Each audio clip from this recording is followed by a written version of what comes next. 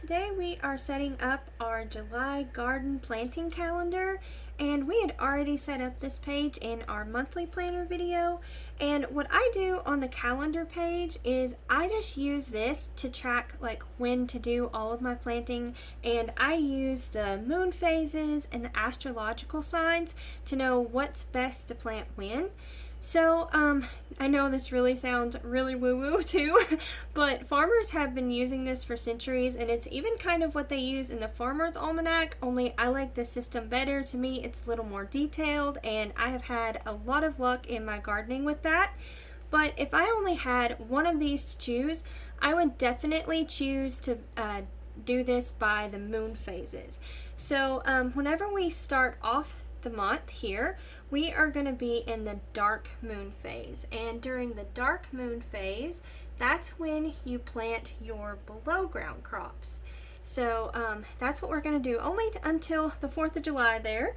And then we have our new moon. So the new moon on your calendars and stuff shows up like that, like the really dark moon, and that means that there is no moon at all. So it's like the darkest of the dark day, and that is supposed to happen at 6:57 p.m. So actually most of this day is a below ground day, and if you garden really late at 6:57, that is when it would change to an above ground day. And I also have done a little bit more research, and everybody does this differently, but some people were saying that whenever the day changes for the moon phase, it's not a good day to do any of your planting or anything like that. I really haven't paid enough attention to that to know if I've noticed anything, but I'm gonna kind of keep an eye on it and see if I notice anything. Right now I don't have a good whether it's good or bad, so I'm unsure, but that was something new that I had learned. So after we have our darkest day, we're going to move on into the light moon phase, because we're going from the darkest day to the lightest day. So we are going to have our above ground days, and this is, I just also use these little arrows to let me know whether it's an above ground day or a below ground day. And this would be whenever you would plant your above ground crops, like your okra and corn and tomatoes and peppers and those types of things. And that goes all the way through, let's see, goes quite some time, all the way through to the 21st. Okay, and the 21st is where we have the full moon, and this is going to happen at 6:17 a.m. and that's called the buck moon. I'm not going to write that, but this is how it looks on your calendars. It's like light like that, a lighter color. And as we continue on, so from there, since this is our lightest day, we're going to go from the lightest day, which is above ground day, to the below ground crops, which is the darkest day. So it kind of works like that. So it's just like a continual pattern all month long. So we'll just continue on like this. And I also learned some really neat information this month that I did not know, and I found really interesting. I really like kind of learning about all these folk kind of theories and the old timers and all that stuff all the information that they have to share. And I was learning that there are some people that have studied the moon phases that believe that the nearer the moon phases are to midnight, like on the equinox, the weather will be like how the weather will be for the following 7 days. So they think like if it's closer to midnight, the weather will be fairer, and if it's actually I have that backwards. If it's further from midnight, the weather will be fairer, and if it's nearer the moon's change it to noontime, it will be more stormy. So that's what they were saying for that. And so for this day here, we were going to be at 6 p.m. and they were saying that they thought the next 7 days would be windy but fair. So I thought that was kind of interesting. I'm going to kind of pay attention to it and see if I notice anything. And then on the full moon, they were saying it was supposed to, like in the 6 a.m. time frame, they were saying that it was supposed to be wetter. So I don't know. This is a bit of information that I just learned, so I'm gonna kind of try and pay attention to this. There have been times though that some of these things that people say actually do ring true, and it is really cool.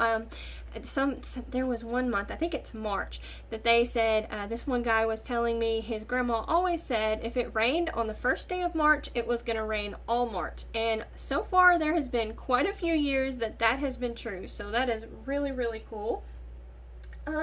Also, some old timers believed that the full moon and the equinox, that it was going to be like, if it was like really close together, that you are going to have violent storms, and also in the spring your weather would be unusually dry.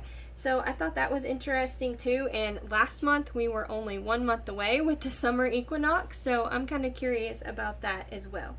Okay, so we have all of, oh, I forgot the 31st. That's a below ground day too. Okay, so we have all of our moon phases and all of that to know whether it's an above ground day or a below ground day and all of that. So now I move on to the astrological signs. So the first is Taurus the neck. That is the astrological sign here. And that is a very fertile day.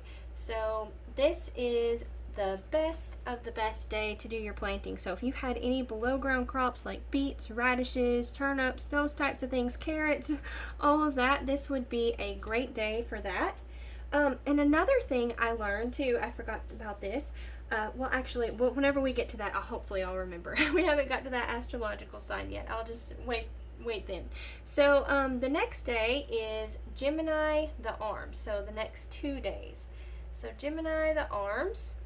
And this is one of my favorites. This is the bean and pea day, but it is probably way too late for peas for sure here.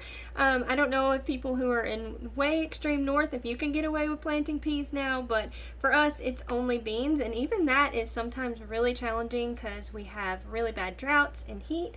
But this works great for me, especially for peas. I have struggled for years with peas, and I started doing this and it has made all the difference in the world. So I am really happy with that. Now the next 2 days is the one that I was going to talk about. This is Cancer the breast, and I learned a really neat fact about that this month. I learned that if you harvest your vegetables and stuff in the Cancer sign, that your harvest stores poorly. So if you are, I mean, I know this will probably be more helpful whenever you're trying to store like your sweet potatoes and those types of things, but supposedly if you harvest them here, they don't store nearly as well. I don't know if that works with like canned goods and canning things as well, but I would imagine it would with your root crops. I've found that really interesting too. I'm trying to learn what is the best day to do all of these different things. So Cancer the breast is also a very fertile day.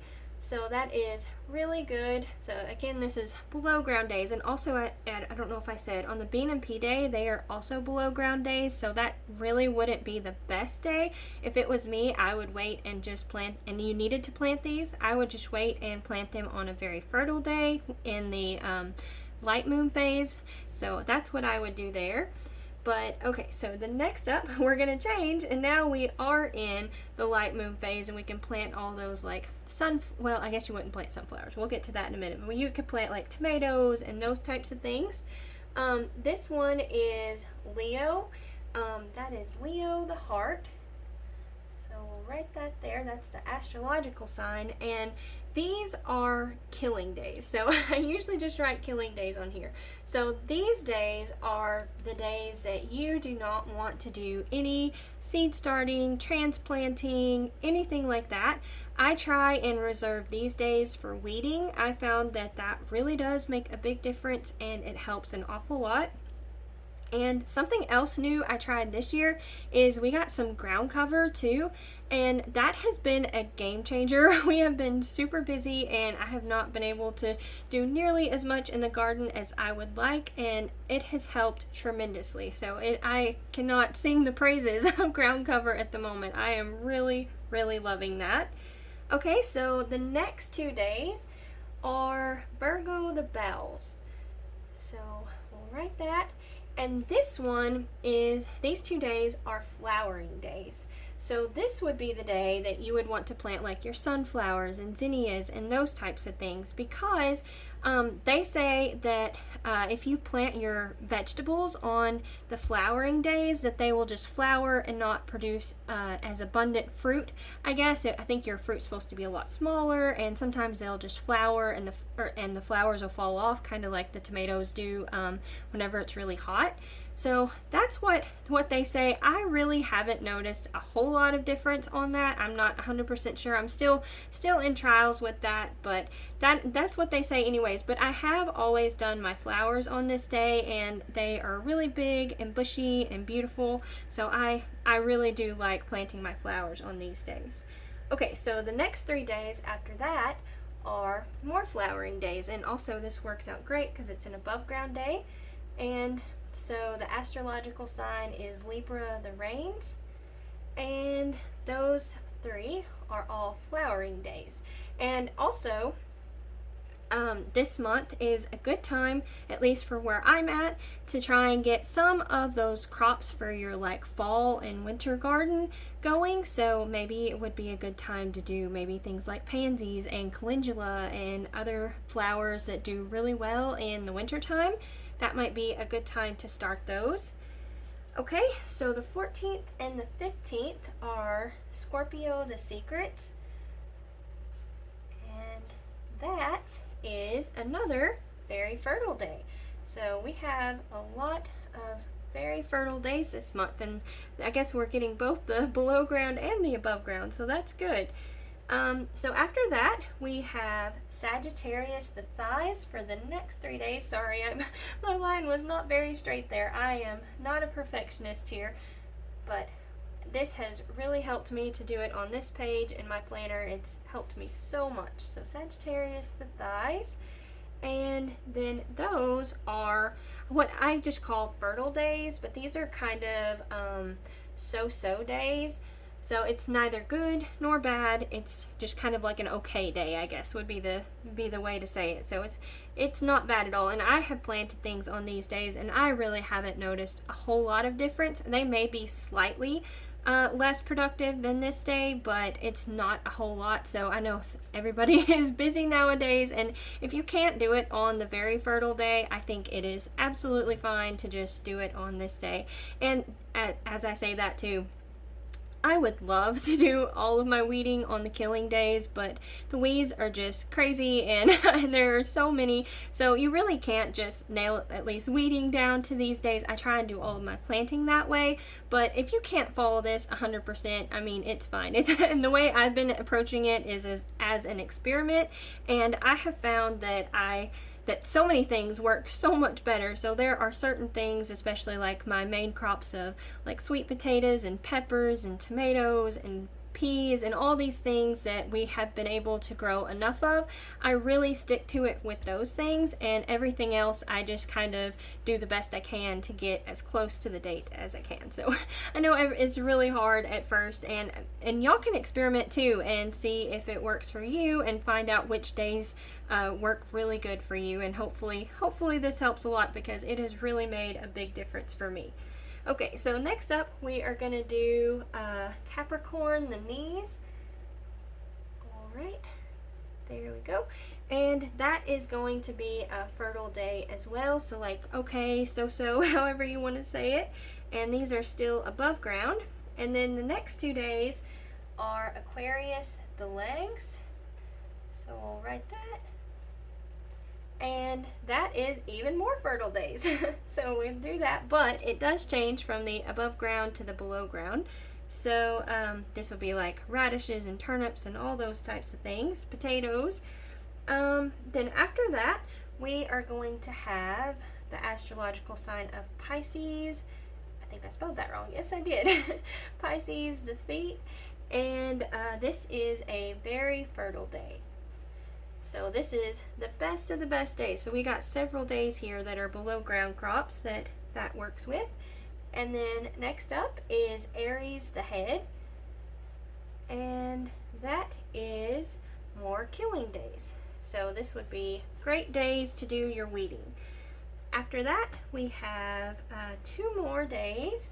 Oh, let's put it here so I can see it better. So this is Taurus the neck. Now, if you look here, we're starting the process all over again. So it just keeps repeating. And this is a very fertile day. So we're just starting all over again. And so the next 2 days will be Gemini, the arms, and even this one, it's below ground, so it is not a good time for peas. I guess you will just have to do it on, not this very fertile day, that's below the ground, so I guess these days, those would be good for it.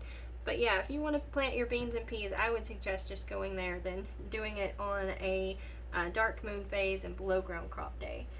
So we'll write bean and pea, and then the last day is, so let's look, it'd be Cancer the breast. So we'll just write that. I guess we'll just go ahead and write it this way.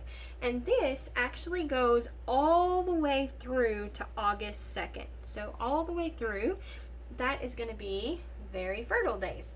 So if I don't get my video out, you know that all the way through the 2nd, that you have, that is like the best of the best days to plant for your below ground crops. So that is basically how I do this. I do the moon phases and the astrological signs, and I just flip back to this and plan as best as I can and follow it as best as I can. There are some other things with this that are really cool and really do make a big difference. If you would like to make changes, or it like where you want to start a new diet, or any unhealthy habit like smoking or anything like that, or even if you want to like wean your children or animals, even if you can do like some elective surgery, of course if it's an emergency, always go and do that right then. But if you have the option of an elective surgery or even dental work, those are best done on the 21st through the 24th. And basically what you're wanting to do here is pick time frames to where the energy is moving below your bowels, so you're going from like your legs and your feet. That is the best to do. So even if you have to, here is good, like where you're in the thighs and the knees, but anything below the bowels really is a good time to make changes. But this month in particular, these 4 days here are really, really good. Another thing that is really awesome and really helpful too is if you need to like lay gravel or do fence post, or put in like any garden stepping stones or anything like that, if you do that in the light moon phase, so that would be the 6th through the 20th, that helps it not to sink. I know that sounds really, really crazy, and I have experimented with this, and it really does make a big difference. I've even done this to where I have planted something, and whenever I do this in the dark moon phase, there's like a big divot in the hole, and then if I do it in the light moon phase, it's either level or there's more soil. I know it sounds crazy and really woo-woo, but I have experimented, and that is exactly the results that I've had. So I really, really sing these praises of this planting calendar and all the planting by the signs, whatever you want to call it, but using the moon phases and the astrological signs, it has worked really good for me. So I hope that y'all find this helpful. Also, another thing that I do is I make like a little cheat sheet for me for every month of things that I need to try and remember. I am really, really forgetful, so I try and make as many things to help me remember all the things that I need to remember. In July, where we're at, we usually are going through a drought, so I usually have to water. I also make my own homemade fertilizer. I've actually got videos on that where I share that, and I do that like every 2 weeks. Of course, we need to weed and harvest and preserve, and my favorite method of preserving is dehydrating. Need to keep up on the tomatoes and tying those up and trimming off the bottoms of the tomatoes, because where we're at, we have blight really bad. Of course, checking for pests, and now's the time to start thinking of seed saving, but also keep in mind you want to make sure and use fully ripe fruit for that. I made that mistake whenever I did my peppers the first year, so you want to make sure you're harvesting and saving seeds from fully ripe vegetables like peppers and stuff, so you want them to be all red and nice and pretty. Other things that'll be ready this month are the okra, and we tried a couple new varieties this year. and I cannot believe how big the leaves are this year. I usually use the burgundy okra, and it really doesn't have the biggest leaves, but this year it is insane. I don't know if it's all the water we got or all the heat we have, but they are really growing and really big. Also, elderberries, we are actually already getting a few of these. For some reason this year, we seem to almost be 2 weeks ahead. So, like also, we usually harvest potatoes in July, and we have already done that. We actually have a harvest video where we shared that, and we finally were able to get a decent potato harvest. So we were super excited about that. But it's really crazy that we seem to be 2 weeks ahead this year. But yeah, we also need more elderberries. Let's see what else. We're already getting tomatoes and lots of peppers because I started mine early this year. I don't know what I'm gonna do. I'm getting a little worried because I'm afraid we're gonna have way too many.